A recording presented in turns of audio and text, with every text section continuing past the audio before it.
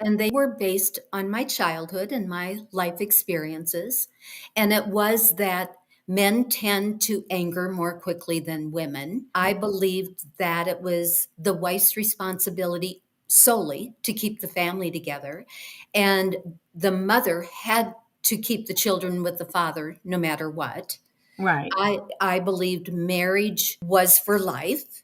The Hmm. vows I took, that divorce was a mortal sin. I saw men as controlling, and that the women had to stick by him, and that I believed I was responsible for satisfying all his needs and making him happy. So I got stuck into what I believed were normal thoughts to keep the violence going. And that's so much like my mother's experience, because I think in generations it's changed a little by little. My generation, I didn't the divorce wasn't something that was taboo anymore, but for me, because I was a child of divorce, I hung in way longer. I think in culture it has changed some and moved to the bar, but I don't think internally it's totally moved to the bar within us as women. From the survivors I meet every year, they still feel that way about they have to hold things together for the children. They don't want to see divorce, and so they're hanging on way longer than they